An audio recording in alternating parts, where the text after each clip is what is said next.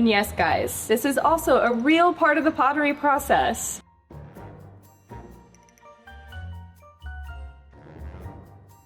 Hi guys, welcome back to my pottery channel. Today we're gonna try to make some clay pumpkins. We're doing this together because I've never made a clay pumpkin, so this is all guesswork.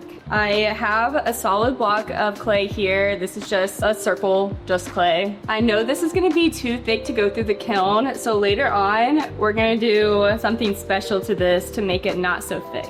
But first, I'm gonna start out with this brush tool here, and I'm just gonna use this rounded edge and try to give it the little ridges of the pumpkin.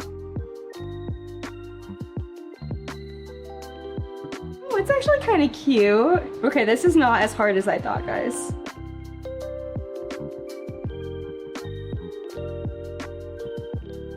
Oh, that's not that bad.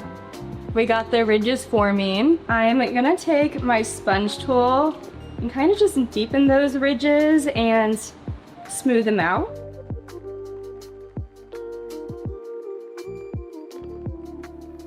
Did you guys know that the tradition of actually carving any kind of vegetable started in Ireland? They carved turnips and potatoes, and eventually we got the pumpkins. I don't know if you've guys seen this, but I was at the grocery store the other day and I actually saw some watermelons to carve, and I've never seen watermelons be carved for Halloween. I thought that was such a cool idea. I think this is looking good.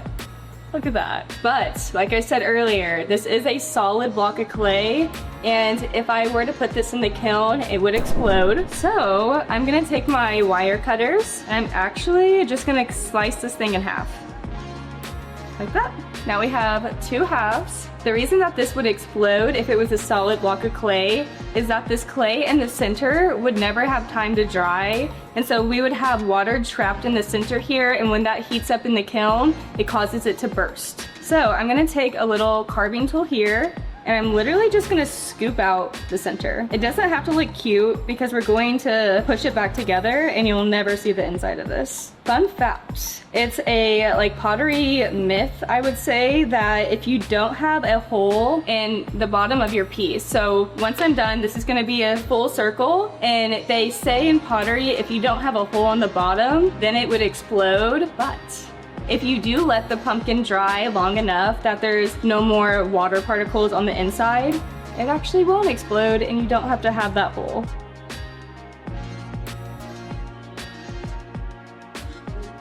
There's the inside of this one, and then I'm gonna do the same thing over here.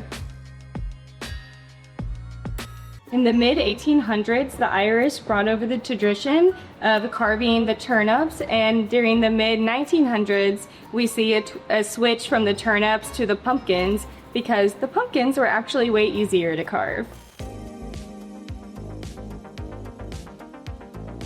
Now that we have a clay mess here, we have two sides here, and now I'm just gonna score them together. So right now, I'm gonna take this needle tool and I'm just gonna make a really jagged edge. This does not have to be perfect. I'm literally just trying to make it almost like a Velcro. So when I stick the other side to it, it will adhere together and not like crack apart. I'll leave that there. Do the same thing on this side. Did you guys know that Morton, Illinois is the pumpkin capital? They actually produce over 80% of the pumpkins that we have during our pumpkin season. Now that I have this scored, I'm just gonna take this little paintbrush. It just has water on it. I'm just going to add a little bit of water on both of the edges. And then I'm just going to smush them together.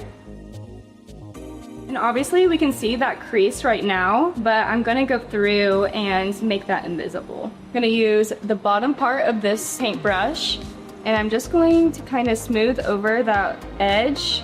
It's gonna look a little rough right now, but later on we'll make it smooth again. By doing this kind of cross hatching of the clay, it makes it so that when it does go through the kiln, we're not gonna get a crack in it.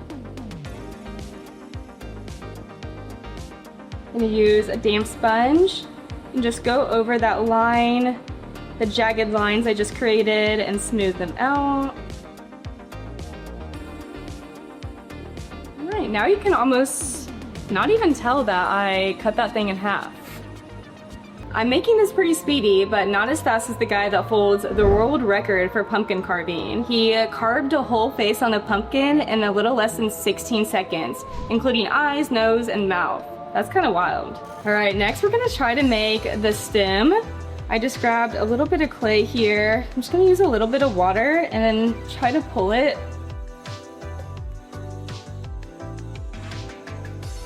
Next, I'm gonna do this kind of little pulling motion with this clay. This is how you would actually pull a handle for an actual mug, but we're gonna pull a stem for a pumpkin. Eventually, this will become long and thin. I've been doing this for a little while now. You can see that it's getting thinner at the bottom. I just want it a little bit thinner since my pumpkin is pretty tiny. And yes, guys, this is also a real part of the pottery process, not just for my thottery. I think that looks good. I'm gonna take my needle tool and cut this off here. I wanted it to be more of a circle, but I think I was more focused on pulling like a real handle, so I kind of made one edge a little flat. We're gonna take the thick edge here, and then I'm going to score the top of this pumpkin right there. Do the same thing on this part of the stem. Take my little paintbrush, add some water, and I'm going to attach it to the top. It looks funky right now. I'm just gonna use the bottom of this brush tool to adhere it. And I'm just gonna kind of twirl this around. That kind of looks cute. Just gonna use a sponge tool and kind of clean up any of those edges. This pumpkin's really tiny, but the biggest pumpkin to ever be carved into a jack-o'-lantern was over 2,300 pounds. I bet they had to use like a whole crane to like get that somewhere. Like, unless you're like carving it right where it grew. All right, I'm gonna call it. I think this is a cute little pumpkin.